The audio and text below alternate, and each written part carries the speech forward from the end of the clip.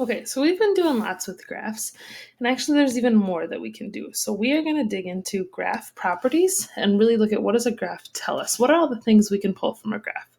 So we've already talked about we can find the real zeros, right? That's something we talked about right at the beginning of this unit. We looked at other things graphs can tell us, but now we're going to talk a little bit about what it can tell us about the polynomial in general. So we've got this kind of chart right here. And we are going to kind of take a look at different parts of the graph. So there's a couple of key places that we're going to look at on each of these graphs. We are going to look at the arrow on the right-hand side of the graph. Whoops, let's try that again. Okay, because that arrow is going to tell us a lot. If we look at it compared to the left-hand arrow, we can kind of start to see some key patterns. And all these patterns are tied to what is the leading coefficient. And if you've forgotten, leading coefficient is kind of that first number.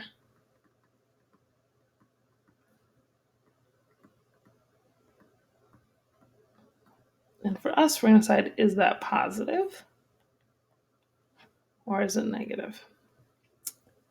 We also are going to look at the degree. And if you can recall, the degree, for our intents and purposes, we're going to focus on that being the biggest exponent.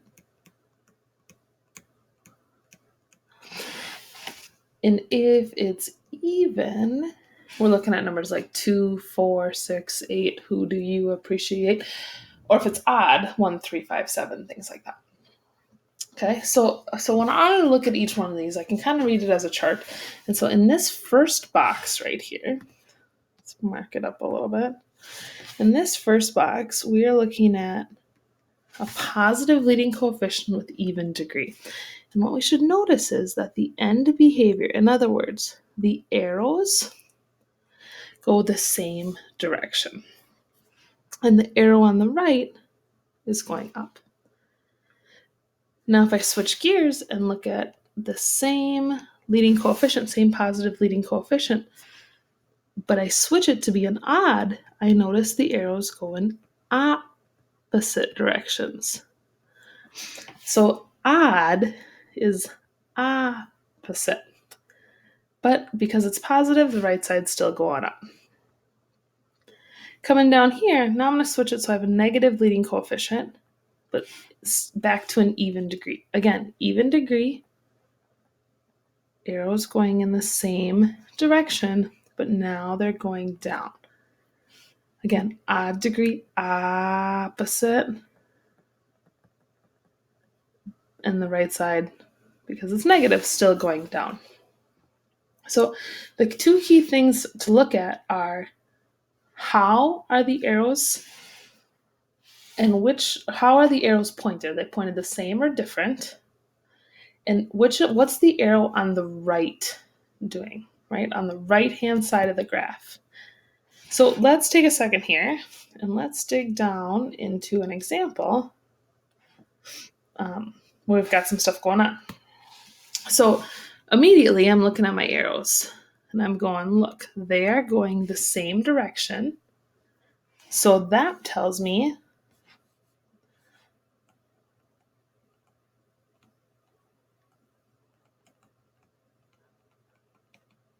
that my degree is even. The arrow on the right-hand side is going up. So that tells me I am positive. Okay. Now, as I dig into this, there's lots of other things we can do. So let's dig into this graph a little bit more. First thing we're going to look at are the x-intercepts.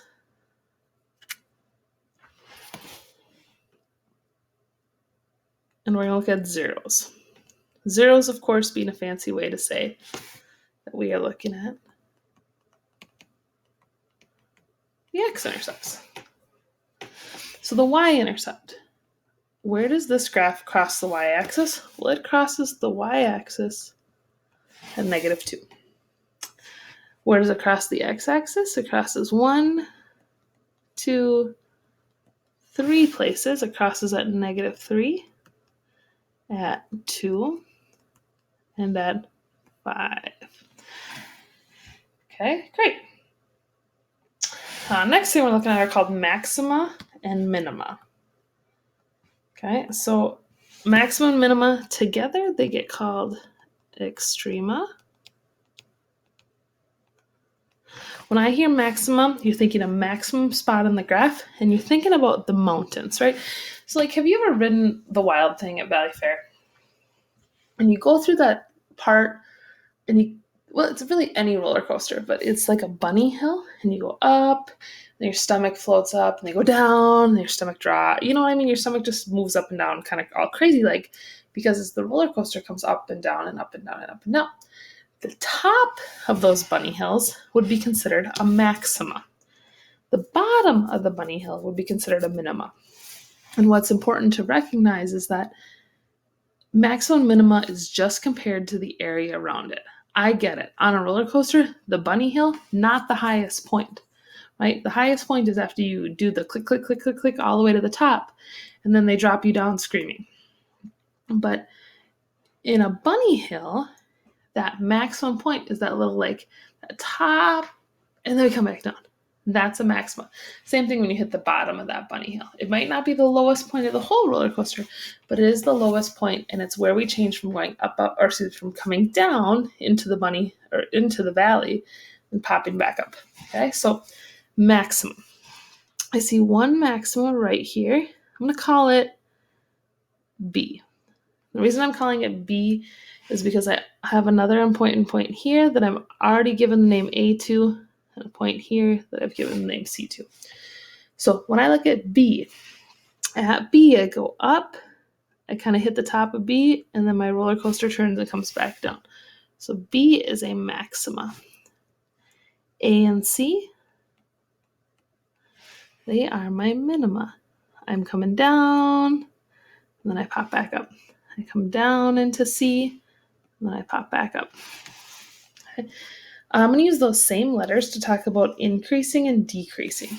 So increasing means, are the y values getting larger or smaller? And from A to B, we are increasing. We are going up, up, up.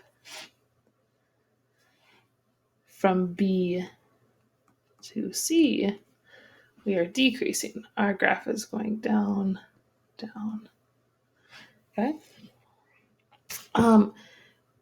There's two other chunks of the graph that we haven't talked about. We can talk about the fact that at C, we turn and start going back up. And so we can also say we are increasing from C to infinity. And we can say from negative infinity to A, that we are going down, down, down, down. Now these infinities are just, they're different. We haven't done a ton with infinity. So if that's feeling a little unfamiliar to you, that's fine. Really make sure we focus on what's happening from A to B and what's happening from B to C. Okay? So look at all these things. We've marked up this graph. I hope you get the chance to write on some graphs and to kind of track some things. But all of these kind of key properties are super important and tell us lots about our picture. So we've got kind of a key important chart. We've got our example. Lots of good things. Hope you're getting all sorts of stuff written down. Make it happen, people. You can do this.